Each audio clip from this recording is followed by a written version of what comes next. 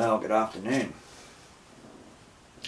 Today's the 31st of May 2018,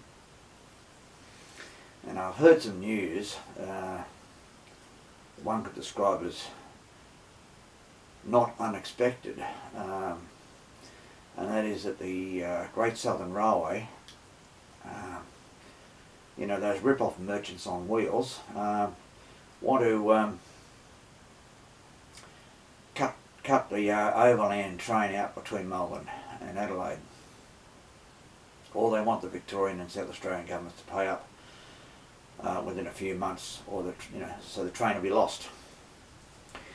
Now, to my overseas friends in particular, especially in places like Britain, you would be astounded to learn that Melbourne's a city of over 4 million people now, and Adelaide's got over 1 million people in it, and they have a twice a week train service, and it has been rumoured that in winter it'll go down to once a week. Now that on an international scale, that's just ridiculous. So in brief, what I would suggest is that the Victorian and South Australian governments fund a train set. Now, if people who are interested in public transport, and there are lobby groups and so on around, we know the Public Transport Users Association in Victoria is one. As to whether they care, frankly, about this or not, I don't know.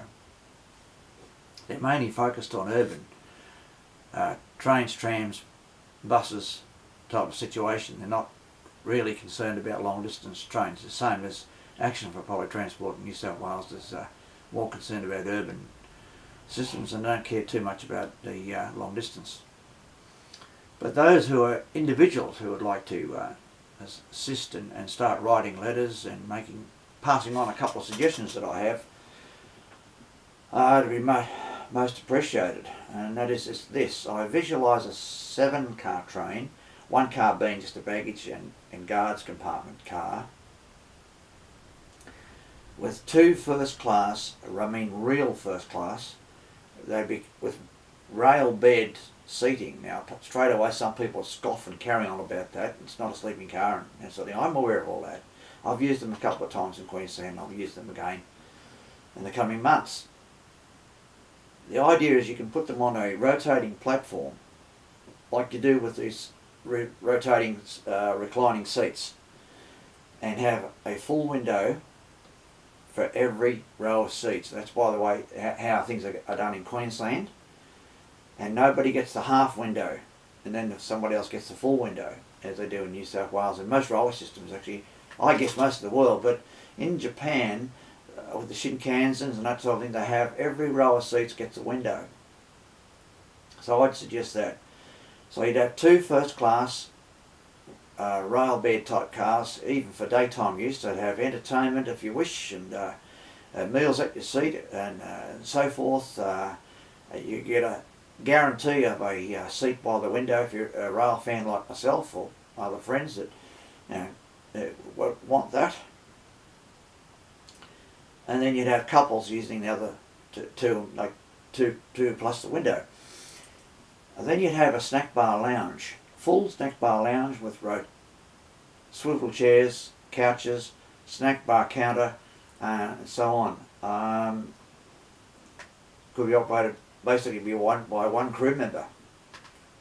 A lot of pre-prepared food, certainly. Microwaves and fridges and other things. So you could still have a pretty good service at an affordable cost. And of course, 3 economy class 2 and 2 seating cars, and it'd be DMU. Now there's one or two negative, shall we say, connotations to that. Is you get potentially some train sounds from underfloor motors, but if they build them as modern as well as they can, they'd have a pretty good car actually. Now, one set of cars could do 7 days a week, overnight from Adelaide to Melbourne, back by day, with a few spare cars, 2 or 3 spare cars. That would be sufficient to run the service permanently, and it's quite affordable to build and can be done on a standard gauge. By the way, it's, most of Victoria is moving on standard gauge gradually in a lot of areas, and of course it was 5'3" in other areas. That is my suggestion. Now, people could take that on board and say there's this idea of a 6-car DMU, and this is what you do with it. The first class cars on the XPT, for example, are absolutely a con job. They have a small amount extra space for leg room, a small amount extra reclining, but they're basically the same carriage as what economy class is. We need to get away from that. We need to have something that's similar to what you would get in Britain, but all the seats would face forward. Now, of course, if it had been in Queensland, the entire train would be turned on a Y to go back the other way. But since we're not, the seats would all be turned. Now, before anyone thinks, oh, that takes time and all the rest of it, yeah, well, in Japan, they push a button and all the seats rotate in an entire carriage, I guess in a minute.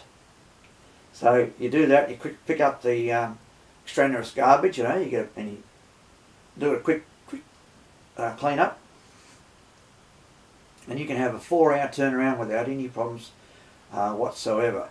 So I'm putting that idea out there, so to speak, and I'd hope that somebody might like to take that on and get back to me with comments or questions if you like, and get it into the hands of the media and so forth. But I'll leave it with you all, and thank you for viewing.